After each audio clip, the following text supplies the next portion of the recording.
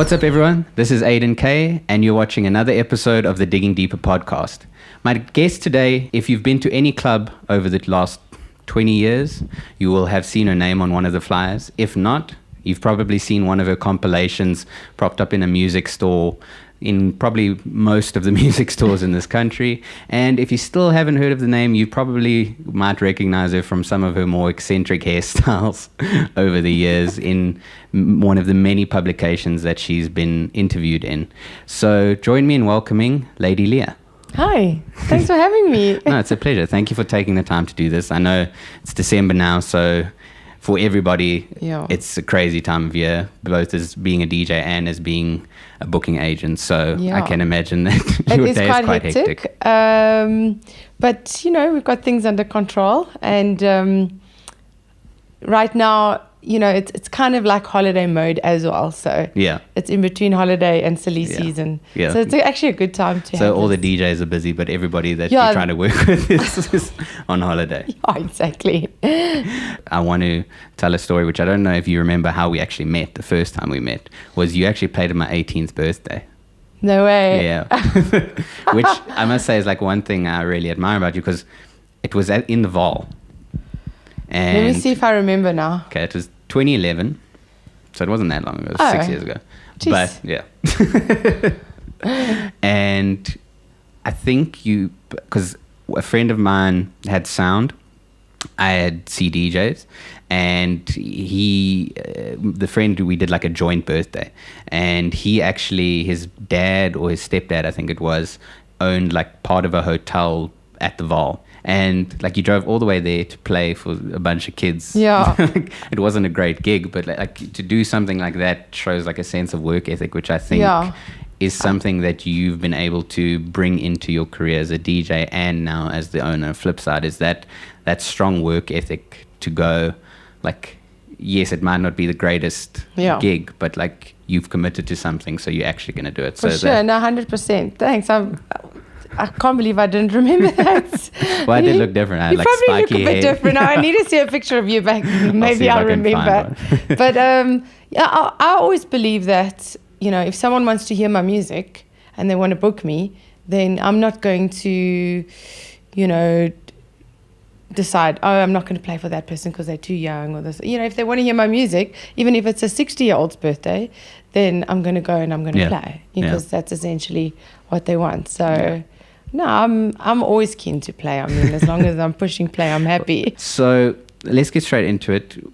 A lot of artists, producers, DJs have some story about how music played a role in their childhood, whether it was an artist or a genre or a style of music that influenced them. Music, in people who have turned it into a career, music has had a predominant influence on them. How did music influence you growing up as a child? You know, my mom was a pianist, and my father just loved music, period. But I can remember from as young as, you know, maybe like 5 years old, all I ever wanted was a radio. And it was like first like this little round little pink radio with a tape deck, and I could like tune it into radio. And then the next birthday, I wanted a bigger radio, you know, one with a CD. And then the next birthday, I wanted an even bigger one. So I wasn't like a Barbie doll kind of girl. I wasn't like into playing with toys and stuff. I always just wanted the biggest radio, and I wanted to be able to record stuff.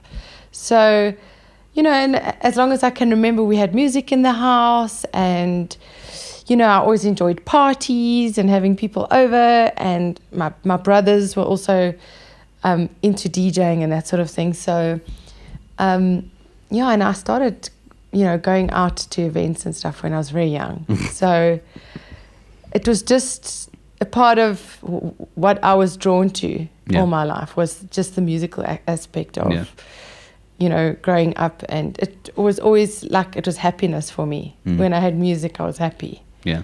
And I mean, I think anybody that has a sibling can sort of agree that when you have older siblings and they get into something, it suddenly has this element of cool that you so you basically want to imitate what they're doing. Was that what then influenced you to find an interest in DJing, or because your brothers were doing it? Yeah, I think so. I think very early on, my big brother, who's now in UK, I think he like dabbled with it a little bit, but didn't really see it through. And then my brother Morgan, who's DJed with me for many years, he got a lot more into it. And I remember actually being very young. I think I was still in primary school, and he was DJing at like school socials, but with tapes and a Walkman. And I went and I made like a floating DJ trophy, and every year I'd make him like the winner. And I promise you, this goes back to like 1992 or something like that. So it was very early on, and I always used to big him up as the best DJ, you know. And then, but eventually when we became more professional and we actually bought equipment, then I would actually sneak into his room and I used to play with it when he was out the house or whatever. And what equipment did he have? Initially it was just actually like 2 DVD players, and we just like bought a mixer or like 2 CD, but like single CD players, or like 2 hi-fis or something. And then we somehow put a mixer in between, but like a really crap one. Yeah. And we knew nothing about beat mixing or anything. So he would always play and like be cool and whatever. And then when he wasn't around, then I'd mess with it. But then obviously eventually we realized that we both wanted to do it, and we bought better equipment. I think we bought like a Gemini rack mounted dual little like dial button thing with pitch bends. And so we'd play with that. And to be honest, like it took me about 2 years to even know what a beat mix was. Yeah. There were no schools, there were no one to teach you. The only way I learned how to DJ was I was that groupie at all the raves, and back then it was just about the raves and the clubs that went until like the next afternoon, and I was that groupie that would like be like bending over the DJ box the whole night watching the DJ. Like I was proper. I wanted the DJs to sign my stuff all the time. Can you remember some of the DJs that you looked up to? It was always like internationals, and then it was like, oh gosh, Don from ESP back in the day. Before I like became friends with him, I was like, you know, there was another guy, Jono from DNA. I mean, these guys are like so good, and I didn't understand how things just was seamless, you know. Every time they played a song, you don't even hear the change. So I was always that person that was like looking over the DJ box or dancing on the speaker, proper rave outfits. I was like the biggest rave. If I show you photos, you'll die. You know, like face paint, luminous stuff, see-through leather jackets. It was like I was the biggest raver groupie ever. And it was just all about getting close to the DJ. You know, I think that was like the first 5 or 8 years of my jawling raver days was just being that groupie that was up in the DJ's face. And when did you decide to start doing gigs yourself? Obviously going from being a groupie to saying, now I want to actually be a DJ myself. Yeah, so I went to like the clubs, and I said to them, you know, because back then you had chill rooms with, you know, couches and bean bags and stuff and lights and all of that, and there'd never really be any music or a DJ. So I'd go to the clubs and say, listen, I'll bring like my 2 hi-fi speakers and my little rack-mounted dual Gemini thing, and I'll play the whole night for free. I just want to play, you know? And they'd be like, oh, okay, cool. You know, and then my brother and I would go and we'd carry our stuff and we'd set up, and sometimes we'd have like a little floor going, and then sometimes you're literally playing to like 4 walls. But we'd stay there and we'd play all night, and maybe we got a few drinks or 50 Rand or whatever. And that's basically how we'd do it. We'd just like put ourselves out there and do it. And eventually I think the one time DNA called us at like 6 a.m. We had just left and packed up and gone home. And at 6 a.m, there was like this influx of people that had come from whatever rave. And they're like, we've got no DJ, come back, Yeah. And then we just randomly had to play on the main floor to like the 40 people that had just arrived from this rave. And it was actually, it like went off. People went ballistic. And then we actually started to do like this morning sunrise session. At the beginning it was like to this people cleaning the dance floors, to people actually coming through to the club to see us do this morning session. What style of music were you playing? Oh gosh, if I listen to some of those tracks now, I actually don't know. Back then I thought it was house. At some point I thought it was trance. Yeah. Then it was like electro, but it was quite fast. But then, then there was like a David Morales, track in between. So I was always more into the housey, organ house, funky bass line, but I think it was quite a bit faster back then. And Morgan was into the more trancey vibes. But, I went techie sometimes.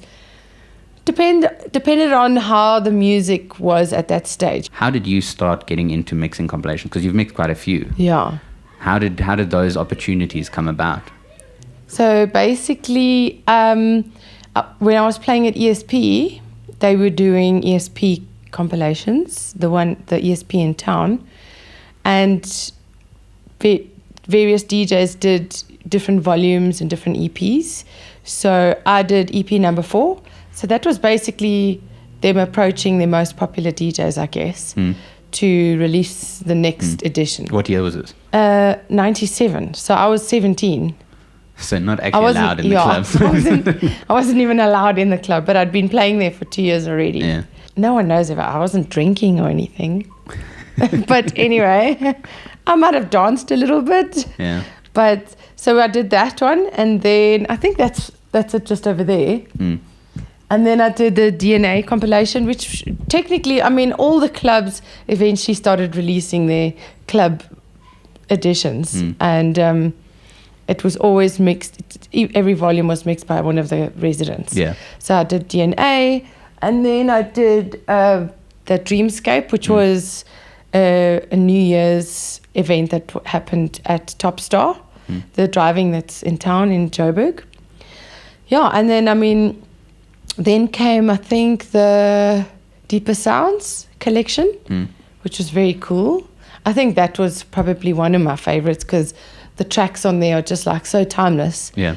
Now, even when I listen to that album now, it's just like, it just gets me going. Yeah. And funny enough, if you listen to that album and what I play now, it has that same bass line. It's got the same, deepish, funky, vocal, soulful, sexy, that whole type of music with a fat bass line, So although my style, sometimes is a little bit deeper or a little bit more chunky, it's kind of always stayed that sound, And I think it's important for DJs actually to have a signature, their sound. Like someone must say, that's a Lady Leah track. Yeah. You know what I mean? Yeah. So that's very important. And then, obviously then came Catch Me If You Can, which was like my biggest album series that really like made a mark for me. Would you say that was your sort of big break? Was doing those compilations? Yeah, Catch Me If You Can, especially the first one. That was huge. I remember all the DJs for like the next year or two, they'd message me and they'd be like, I wish people would stop telling me to play Lady Leah, because they would like associate the tracks on the album with me, as if it was like my tracks, like Free From 5 and The Fruit and all those tracks. And they'd say, please play Lady Leah to all the DJs, and all my DJ friends would be like, why do they keep telling me to play Lady Leah? So, and then with every album that I released, there was normally a tour. Yeah.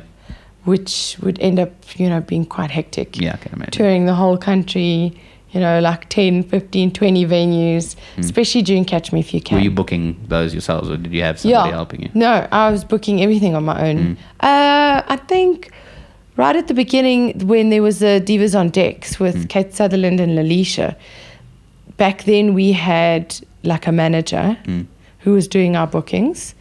but it was only for that one album. Well, just on the Divas on Deck thing, I imagine it's quite difficult being a female DJ in a predominantly male scene. Anyway, like maybe it's not intentional by a lack of interest, but it's definitely more guys are into actually becoming DJs, and I think it's not great that it's just this male dominated scene. But I imagine that especially back then when you got into it, it was quite difficult to get into it and have people take you seriously, where all these like sort of this male dominated field.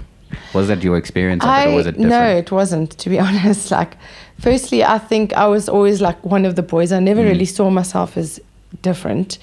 And I'm also quite a tough cookie, so I wasn't going to be like the shy girl or like afraid to go to places where, you know, I wasn't afraid of anything really. And to be honest, I found that being a girl, it was easier because there weren't a lot of girls and people were curious. So like female DJ, they're like, no, like, okay, go. They might have watched closer to watch when I fuck up or can she actually DJ? But I found pleasure in proving to them that I could. And people noticed me more.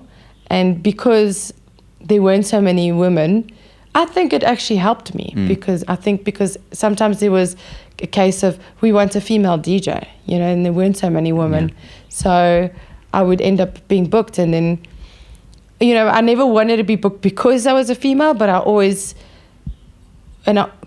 but when that happened, I liked to play to a point that I like surprised them so much. Like she's actually good. Like, wow, I really like her music, you know. She's not just a chick, you know, she's actually a DJ. So for me, I in my experience, I never thought that being a female had any negative aspects. I thought it was actually a positive. And I enjoyed the fact that I could prove to people that women were as good, what sometimes then motivated better. You to start Divas on Deck? So at that stage, it was really only me, Lalisha, and Kate Sutherland that were really playing a lot. So we decided to do something together. So that's actually how it started, as that trio. We did the album, and then we did a tour. And then, I mean, we'd still carried on doing Divas events and stuff. And then Kate Sutherland moved back to UK, and Lalisha stopped playing. And eventually, after many, many years, I found that a lot of women were wanting to play and coming to me and wanting me to mentor them. And I also found that I was like I was fully booked and people wanted more female DJs. And just because I had all these ladies approach me, and I'd heard quite a few of them play, that I was referring a lot of gigs to other ladies. So I then wanted to make sure that the ladies I was referring these gigs to, firstly, were good enough. So I started having auditions. And then after the auditions, I had basically then selected a group of female DJs that were capable on different levels, different styles. And that's kind of how the Divas on Deck sort of agency started. It was essentially unknown female DJs who I knew could play because I'd auditioned them and mentored them and helped them to a certain degree. So, I mean, it was very fulfilling knowing that I could help these ladies play, because no one helped me. And at that stage, when the Divas on Deck agency started, there was a lot of female DJs. So it wasn't like, you know, when in my days when I was one of the only females that I'd actually get an opportunity.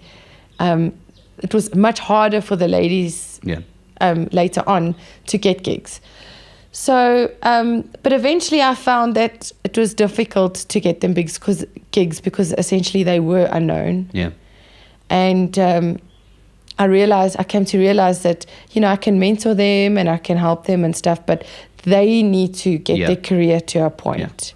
I found that a lot as well with helping aspiring artists, is a lot of them will look for an agent or a manager when they're relatively unknown. Yeah. And a lot of progress that you make in building a brand for yourself is those interactions with promoters or labels or whoever, depending on your situation. A lot of building your brand is building those relationships rather than having to rely on somebody like yourself or another agent or a manager to have that relationship. Because a lot of the time, especially if you're unknown, people aren't going to take somebody's word for it. They want to see that themselves, and they want to have that feeling of, okay, well, I've given this person an opportunity now. I've seen it a lot with artists that have eventually had something that those promoters or those labels or whatever will sort of try and take credit for it. So a lot of that has to do with actually building those relationships yourself, rather than going, well, okay, nobody knows me. People know Lady Leah. She's going to be able to get me to where I need to be. And I think it's a very popular misconception with people like that. And the other way around. So let's say you are taken on as a young, unknown artist by a manager or an agent, and you don't get gigs, then you blame the manager or the agent. Yeah. Like, why am I not getting gigs? Yeah. You know? And in the end of the day, if someone's going to throw a party, they're going to book guys that they have heard and that they want to book. Where if I go to a promoter and say, here's DJ John Doe that you've never heard of, do you want to book them? They're going to be like, no. Yeah. You know, they might give them, if you're lucky, like a free set at the beginning to nobody. But even then, they've got their friends, up and comings, that they've heard that they want to give an opportunity to, that they know personally. Yeah. You know, so I found that was the difficult part with signing artists, male, female, didn't matter, that were capable, but were unknown and too young to sort of be pushed by an agent or a manager. It wasn't working, you know. What were some of the things that you were mentoring them on when they came to you and they'd auditioned, and what were some of the things that you focused on with them? So obviously mixing became a part of it. So if there was an obvious mistake that they were making that I could just say, rather do that, then I would help them with that. So the technical side of things. And then musically, you know, a lot of artists, young DJs want to play what's cool or what they think is popular and not try and hone down on what their sound is. Yeah. You know, like I said, like Lady Leah has a sound, you know, you can deviate slightly and you can have, you know, you can look at various artists that you enjoy, but don't try and imitate them, take bits of everybody and make it your own. So trying to sort of direct them to be their own unique sort of DJ. And also I found that some of them got lost with like their image and logo and that sort of thing. So they sometimes tried too hard to like, you know, be someone else. So it almost looked like cheesy. Yeah. Or they were too afraid to just completely be themselves. I remember there was one girl who, when I saw her, she had a little bun in her hair and she had a T-shirt. She looked like a very plain girl, like jeans, anything, you know. But when she played the sickest hip-hop. She like scratched. It was crazy, you know. And I sat with her afterwards. I'm like, when I look at you and when I hear you, it's like two different people. Don't be afraid to like wear what you really want to wear, you know. I swear the next time I saw her, she had the cap on backwards, baggy jeans. She was like proper like little gangster. And she looked what she sounded like. And she wasn't afraid anymore, you know. So it's just about really like being yourself. But because you're on stage, essentially, you need to be yourself times 100. Yeah. You know what I mean? Don't be afraid to wear something that you really love, you know. But don't try to put on something. It must be natural. Yeah. You know? I think people see through that a lot as well. They see through when you're putting on an act or you're trying to be something that you're not. Too cool. And I think, as you said, you shouldn't be afraid to be yourself, but you also shouldn't, for whatever reason, try and imitate somebody else because they've had success with Yeah. it. Because I find that a lot now with producers and DJs is that people, rather than sort of focusing on a path, Taking elements. focusing on a path that will get them to stand out, they'd rather try and imitate something that's working for somebody else, and that a lot of the time you never end up achieving that kind of success because somebody's already done that. Somebody's already owned that space. You should be a lot more willing to go out on a limb and sort of stand out, which is something I really believe you've done in your careers, is being able to say, well, I'm not afraid of who I am and I'm going to embrace that, and that in turn works for you, rather than oh, I want to try and be like this person, I want to try and be like that person. Yeah, I mean, like, for instance, my hair thing, like, that didn't start when I was DJing. My hair thing, I was doing it in school. Like, I'd be, sent home from school because I did stuff to my hair. I remember I got, like, a sarcastic certificate from the matrics one year saying with the most hairstyles or whatever. So that was always me. And I just, like, carried it through and, like, did it even more when I was a DJ. So, like, you don't want to purposely go and, like, if you've never colored your hair, go and make like a purple mohawk so that people can notice you. Like, you don't, just do what you do, but do it like all the way. Don't be shy. Yeah. And in terms of other sort of DJing advice, obviously you mentioned being unique and finding your sort of sound. Your sound. And your brand as well, your logo, what market you want to tap into, because honestly, like, if you're going to be a commercial DJ, be like a really great commercial DJ, but then don't say, oh no, I can be a deep house DJ, or I can be a techno DJ, or I can. No. If you're going to be a funky DJ or whatever, like, try and hone in on what's you and like really. So I'm quite versatile, but you'll always hear my funky bouncy beat in between, even if I'm playing soulful or a bit more electro, like, my sound is in between. Do you ever there. plan your sets before you play them? No, not like beginning to end. Maybe like an opening song if it's a big set. Obviously, now there's so much music, and even back in the day with records, depending on the club. So let's say like it was Natural Groove or it was some other place, you'd pack your records. So you'd know, okay, that place is a little bit more techie than that place. So you'd basically crate your stuff. Even now with digital music, you'll kind of like crate your stuff for the night, but you don't always stick to it, and there's never an exact order. Yeah. I've never asked another DJ this, but how do you organize your music? Because I found that differs quite it does. from person to person. Some people do it in terms of date, some people do it in terms of genre. How do you prefer to I do it crate? In terms of the gig. So I will say Truth, August 2017, or I'll say like Ultra 2017, or so, or Vereniging this date, that club. So per gig, I'll actually name it as that event, and then it helps me. So let's say I've created a song for a gig tonight, or a selection, but when I'm playing, a song comes to mind, then I'll remember, I played it at that venue around a year ago, and then I'll go to that venue's, crate, and I'll find the song. Yeah. So I know other guys do it in styles and in years and even in months, but I find like, if I think about what I downloaded in October, I won't be able to, it's going to be like a whole bunch of stuff. So I do it according to my gigs. Yeah. And how much time do you spend each week looking for new music? Maybe it should be more. I would say maybe 3-4 hours a week. Okay. It should be more because, you, especially nowadays, music is churning. It's like 1 month later, it's old. Yeah.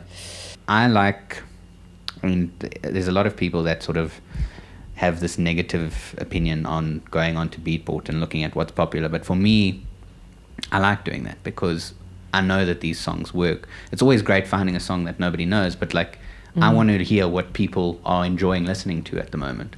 whether it's deep house, whether it's tech house, whatever it is. I want to hear what people are enjoying, because also as a producer, then I can go, well, this is a sound that's popular at the moment. And then bass, like if there's a specific style, like if it's like Afro tech or if it's melodic techno, like I can go and, well, okay, this is what's popular now because I can see on Beatport, like these are the songs that are doing well. Then I can go and find whatever on blogs, whatever. And I just also found that, like, I find it for a lot of producer DJs that are doing gigs, and this is what sort of made me stop focusing on taking gigs, was that, as you said, 3 to 4 hours a week looking for music isn't even enough. So like spending 8 hours a week looking for music is 8 hours that you're spending looking for other people's music, when you should be, especially as a producer, you should be investing that in yourself. So it's finding that balance that's so difficult as a producer DJ that made me go, okay, well, look, I'm actually just going to try and focus more of my time on making tracks, because I found that, like, as you said, maybe like 15 years ago, and then it's something that Vimo spoke about, as was like DJs were known for the songs that they were playing because only those DJs had those songs. And now there's sort of this popularity where, like, a lot of DJs are playing unreleased promos, and now you'll know, like, I remember like one song that I knew nobody else was playing that Vimo was playing was a track that I heard in ADE last year, which was Illusionized Bubble Bath. And, like, he was playing it long before any other DJs in the country were playing it because he'd gotten the promo of it. And now there's this popularity because, as you said, music is churning so quickly that, like, the DJs that are DJs, not producers, are playing unreleased stuff to set themselves apart, because every week everybody's playing the same music. So now there's this huge popularity of playing, like, unreleased, unheard stuff you can't get on Beatport. And only those DJs have them. So, like, now it's basically gone full circle. But it's so important to, as a producer, spend enough time on looking for music, and as a DJ looking for music that will in some way set you apart, rather than sort of playing the top 100, but still in some way it's having some being in touch with what's relevant at the moment. It depends on, for me, it depends on the gig. So if I am playing a more commercial gig, then I will probably look at the more top 100 stuff. But, you know, like, as you said, I'm now an agent and a manager at Flipside, and a lot of the producer DJs that I've signed because I play their music, and it's, you know, I think it's amazing. So I'm now at that point where I just want to play more local stuff, especially of the guys that I've signed, because they are, like, amazing, you know. And I can't say they send me enough of their tracks. And when I play on the same lineup as all of them, like, half of my collection I can't play, which can be a bit annoying. But honestly, more than 60-70% of my set is South African music, you know, which you can't get really on Beatport. Maybe some of the old stuff, you know, like, or Chutney Records now is at least releasing a lot more current stuff. So, but yes, getting stuff before they're released, before it's released is much, much better. Well, let's chat about Flipside quickly, because it actually started as a record store. So 1999, Flipside Records was opened by myself, my brother Morgan, and Roger Deluxe.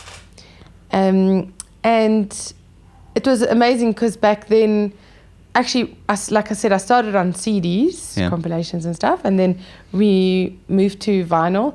I was selling records out of my apartment. I'd bring it over from overseas. Every now and again, I went to London, and I'd bring back, just like, I'd leave my clothes in, I'd just bring records back. And then eventually, with you know, bringing so many records and having so many DJs come, we decided to open a little store. So that went for about 3 or 4 years. It was amazing, like, getting all the different DJs coming into the shop, having that environment. It was just amazing. I actually want to do it again, to be honest. I mean, we used to sell records to guys like Black Coffee. He would just come in there so chilled, you know, soulful, deep house. Literally everybody fresh, you know, everyone you can think of, Pimp Squad, was coming to our record store back then. And it was like the birth of vinyl DJs. It was just such an amazing time. So that's when I learned about all the different styles, you know, the more tribal vibe, house, trance, techno. We were bringing in everything for all the different DJs. Yeah. And obviously I was keeping great stuff for myself. So, and then like literally it was a couple of years and MP3s and the digital and CDs and stuff just like blew up. Yeah. And vinyl became too expensive. So we ended up closing the store and just having like a recording studio where we would teach DJs, how to play, and we'd record all of our albums there. People would come and do mixes, make a track. So it became actually Flipside Recordings after that. And there was a couple of different labels and brands that I toyed with through the years. Beat Boutique, we released 1 or 2 albums. It was our label. And Divas on Decks, etc. And, in the last, about 2 years ago, I felt like the industry was at a point where it needed like a bit of a watchdog, because I have been through everything. I've been through not being paid. I've been through not having a hotel. I've been through being kicked out of the hotel in the morning and my flights in the evening, sitting in like on the beach with my bags, equipment not being right. So I've been through it all. And I like to think that I've always been very ethical in the way I do business. Like I might be a tough cookie, but what's right is right and what's wrong is wrong. So I felt like someone needed to make sure that stuff was done right with the DJs because it was becoming too stagnant. There came a point where the big DJs in the industry couldn't go past like making $5,000 at a gig. And because everyone was charging $5,000, no one could go above it because the club would say to you, why must I pay you $7,000 if I'm paying this one $5,000, So, and no one was willing to sort of like take the risk to up their fee. And no one was sticking together. And everyone was just doing their own thing because they had to make ends meet, you know what I mean? Yeah. So it was kind of like, let's get all of us together and let's set the standard and let's grow it. Yeah. And let's make sure no one's taken advantage of and people must be paid on time. Because, often you'd get to a gig, you're getting paid on the night, but no one's arrived. So no one's arrived at your gig. Now there's no money at the door. Yeah. And they're going to say, but why didn't people come see you play? But the promoters didn't promote the event. Yeah.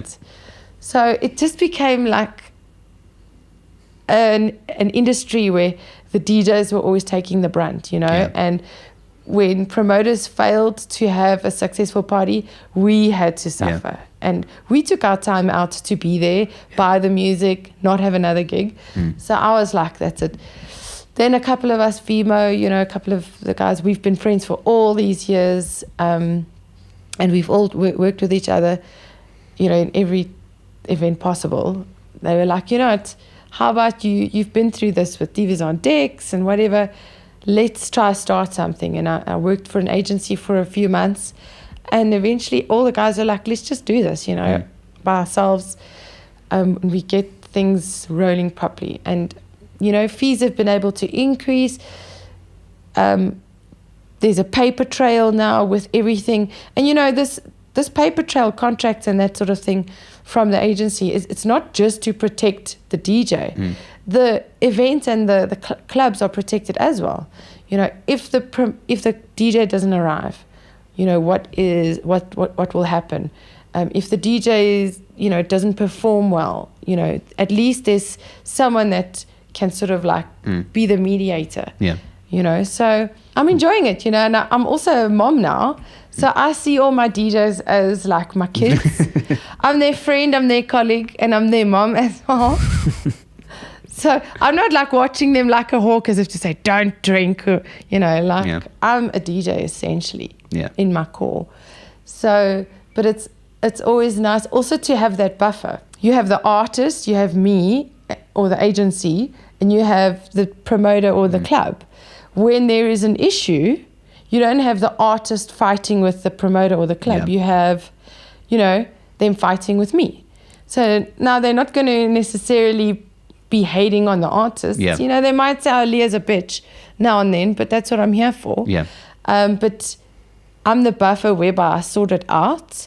And it isn't a direct impact on the artist or the club.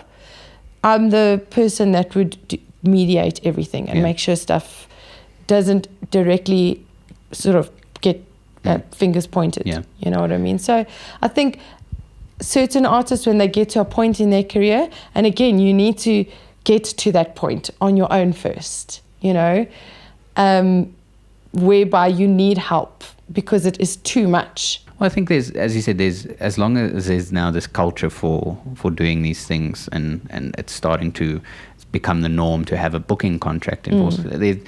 You don't have to be a huge in-demand DJ to ask for a promoter to sign a contract, even if it's just a one piece of paper that says, this is how much I'm charging you, this is when you must pay me by, this is my set time. Sure.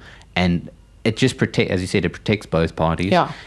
You don't need an agent for that. You should be enforcing that. If you don't want to have an agent, you don't want to part with your income for whatever reason, you should be enforcing that. Are there any other things that you find are vital in that sort of booking process besides like getting a deposit up front, like those kinds of things? What would you say is important? I suppose using, you know, the right branding and image. You don't want them using an image that's like 10 years old and the old logo. And technical requirements. So if you are a vinyl DJ or if you need space for a laptop or whatever, they need to know these things. Otherwise, you know, it just makes, when you arrive there on the night, it makes things a bit uncomfortable if it's not correct. Yeah, for sure. So at least now I think the clubs and the promoters are used to having to sign these things and pay at least something up front and get the equipment correct. Well, we're getting there. Yeah. Well, I think it's really admirable that you have this passion for having an influence on the scene and for the better, because it's not a case of you wanting to ride off of the back of everybody else. It's a sense of community, and it's, as you said, it's a family. It's trying to better it for everybody, because it might for now benefit the artists that you represent, but as we said, is if this becomes the norm and people get used to paying and DJs respectably artists, and there's this sense of community, it then helps the next generation of DJ once you don't want to have to deal with promoters anymore and give up Flipside and just want to focus on relaxing on the beach one day. But it will help the next generation that get into this to at least have a platform where the things are done properly, because for the time being, DJing is this huge thing that everybody wants to do and everybody wants to throw events. So there's a lot of dodgy people that are involved. So at least you're doing your part to better it for tomorrow. So I am trying. Yeah. It's getting there. So thank you for taking the time to chat to me.